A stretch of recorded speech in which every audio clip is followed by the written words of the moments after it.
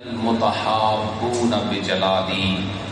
وہ جو ہے میرے بھائیوں تھوڑا سا سمجھنا میری بات کو. حدیث پاک پڑھ رہا ہوں. این المتحابون بجلالی.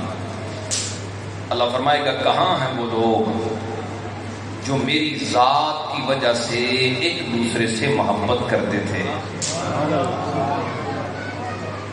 میری رضا کے لیے میری ذات کی نسبت کی وجہ سے ایک دوسرے سے محبت کرتے تھے. کہاں ہیں؟ کچھ بندے سامنے لائے جائیں گے.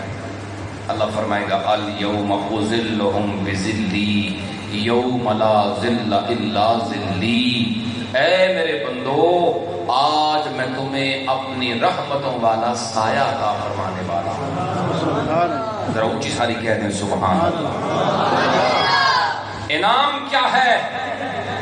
اللہ کے بندوں سے اگر عقیدت ہے اور اللہ کے لیے عقیدت ہے.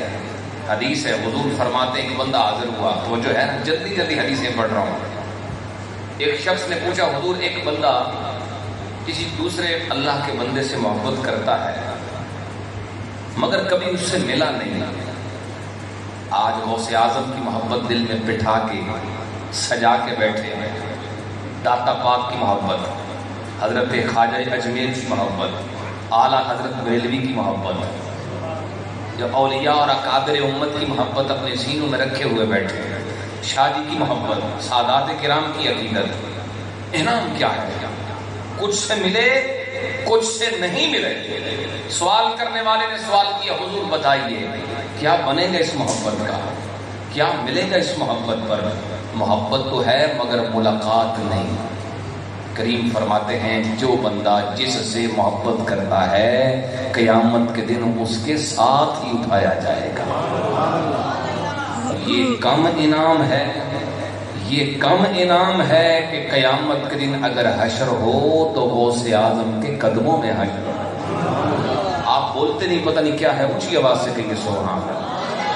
میں چاہتا ہوں مل کے ہم ذکر کریں. ذکر اہل بیت اطہار کرنا ہے. آخر میں امام علی مقام امام حسین کی بارگاہ میں خراج پیش کرنا ہے. بھرپور توجہ. بحمد اللہ تعالی ہم اہل سنت و جماعت ہیں اور یہ سادات کرام کے ڈیرے سے یہ عقیدہ آپ کو مل رہا ہے. بحمد اللہ تعالی اہل سنت عقیدہ کیا ہے؟